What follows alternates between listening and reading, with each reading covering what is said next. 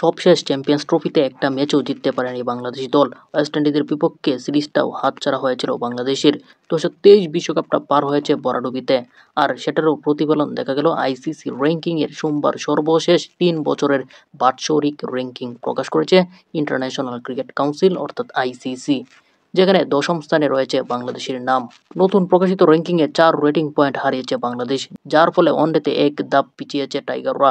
76 rating point নিয়ে বাংলাদেশের অবস্থান এখন 10 নম্বরে। তাদের উপরে উঠে এসেছে ওয়েস্ট ইন্ডিজ। টেস্ট এবং টি-20তে আগের মতোই নবম স্থানে রয়েছে বাংলাদেশ। প্রকাশিত এই ওডিআই র্যাঙ্কিংয়ে শীর্ষে রয়েছে আইসিসি চ্যাম্পিয়ন্স ট্রফির 2 ফাইনালিস্ট দল।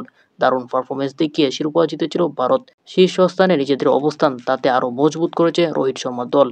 রেটিং পয়েন্ট 122 থেকে বাড়িয়ে 124 করেছে তারা। দ্বিতীয় স্থানে রয়েছে চ্যাম্পিয়ন্স ট্রফির রানার আপ নিউজিল্যান্ড। অস্ট্রেলিয়াকে ছাড়িয়ে গেছে তারা। অস্ট্রেলিয়া এখন তৃতীয় স্থানে রয়েছে। এরপরের নামটাই রয়েছে শ্রীলঙ্কা। ঘরের মাঠে ভারত এবং অস্ট্রেলিয়ার বিপক্ষে সিরিজ জয় তাদেরকে এনে দিয়েছে 5টি রেটিং পয়েন্ট।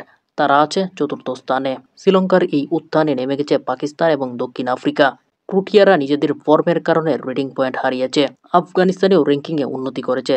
4 পয়েন্ট বাড়ার কারণে তারা সপ্তম স্থানে উঠে এসেছে। সাবেক বিশ্ব চ্যাম্পিয়ন ইংল্যান্ড এক ধাপ নেমে অষ্টম স্থানে রয়েছে। আবার ওয়েস্ট ইন্ডিজ 5 পয়েন্ট অর্জন করে নবম স্থানে উঠে এসেছে।